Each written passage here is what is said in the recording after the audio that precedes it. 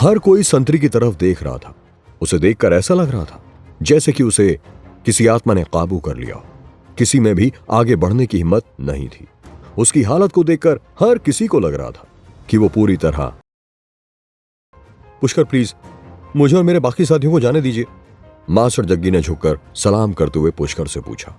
पुष्कर ने उसे तिरछी निगाहों से देखा और उसकी मेहनत के लिए उसकी तारीफ करते हुए हल्के से सिर हिला दिया और बोला, ठीक है, तुम सब जा सकते हो।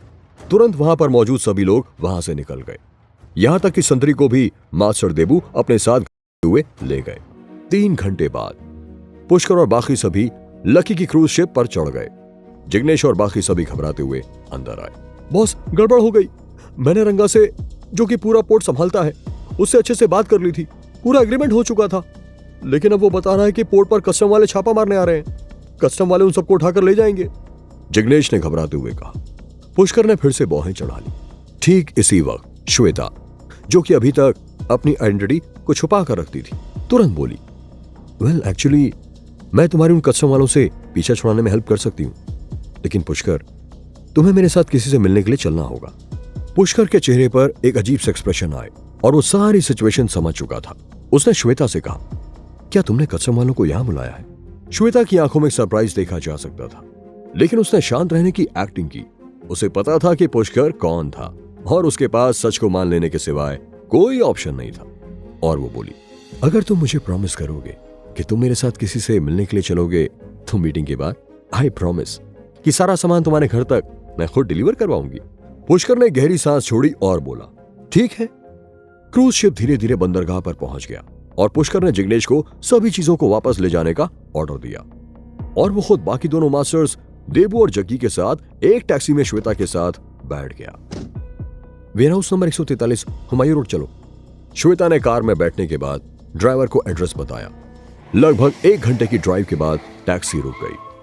चलो अंदर चलते हैं। श्वेता, पुष्कर और बाकी के 2 लोग सीधे वेयरहाउस की तरफ चल दिए। वेयरहाउस के अंदर जाने के बाद सारा नजारा ही बदल गया। बाहर से जो वेयरहाउस बिल्कुल सुनसान और वीरान लग रहा था, अंदर से वो एक बहुत ही सुंदर और सजाया हुआ वेयरहाउस था। जैसे ही पुष्कर वेयरहाउस के अंदर गया, उसने देखा कि दर्जनों लोग यहां से वहां आ जा रहे थे। उनमें से एक अधेड़ उम्र का आदमी श्वेता को देखते ही उनके पास आ गया। अंकल रवि, क्या मेरे पापा यही हैं? ऑफ कोर्स, डायरेक्टर अंदर ही हैं। तुम्हारी दीदी के साथ कुछ बातचीत कर रहे हैं। ठीक इसी वक्त 2 खूबसूरत लड़कियां अचानक सामने वाले गेट से निकल कर आईं। आगे चल रही लड़की लगभग 27 साल की थी। उसका चेहरा श्वेता से कुछ कुछ मिलता था और वो बहुत खूबसूरत भी थी। वो श्वेता की बहन अक्षता थी। श्वेता, इतना शोर क्यों मचा रखा है? तमीज है कि नहीं, या सब भूल गई? अक्षता ने अचानक गुस्से से चिल्लाते हुए बोला। दीदी, अगली बार से ऐसा नहीं होगा। इस बार मैं बाहर गई थी, लेकिन अपने साथ एक्सपर्ट्स को भी लेकर आई हूं। श्वेता ने पहले एक हल्की सी मुस्कान दी और फिर तुरंत उछलकर पुष्कर के बगल में खड़ी हो गई और अपने दोनों हाथों को आगे बढ़ाकर उसने एक ग्रैंड इंट्रोडक्शन दिया और बोली, come let me introduce you to this famous person, Pushkar. क्या पुष्कर? क्या है वही मास्टर पुष्कर है जिनके बारे में पूरी दिल्ली शहर में आजकल चर्चा हो रही है? अक्षता अचानक चौंक गई और पुष्कर की ओर देखने लगी। Oh hello. अक्षता ने हाथ मिलाते हुए सिर हिलाया। उसकी बड़ी बहन के चेहरे के एक्सप्रेशन देखकर ऐसा क्यों लग रहा था कि वो पुष्कर से बात भी नहीं करना चाहती थी। श्वेता ने पुष्कर की ओर माफी मांगती नजरों से देखा और इंट्रोडक्शन देना जारी रखा। और ये दोनों मास्टर्स भी बहुत फेमस हैं। पहले हैं मास्टर देबू और ये हैं मास्टर जग्गी। ये सुनने के बाद अंकल रवि खुशी खुशी आगे बढ़े और उन दोनों का हाथ मिलाने के बाद बोले, लगता है हमारी छोटी शैतान इस बार बहुत बड़ा कंट्रीब्यूशन करने वाली है। प्लीज अंदर चलिए। हाँ हाँ, प्लीज अंदर चलिए। आपके यहाँ खड़ा रहने की जरूरत नहीं है। मास्टर देबू और मास्टर जग्गी, प्लीज। अक्षता भी तुरंत उनका स्वागत करने लगी। पुष्कर, आई एम सॉरी, मेरी बहन तुम्हें असल में इग्नोर नहीं करना चाहती थी। चलो हम भी अंदर चलते हैं। इस सब के दौरान श्वेता को छोड़कर कोई भी पुष्कर से मिलने आगे नहीं आया था। पुष्कर ने शांति से कहा, अब जब हम सब यहाँ आ चुके हैं, तुम अभी भी मुझे सब कुछ सच सच नहीं बताना चाहती हो?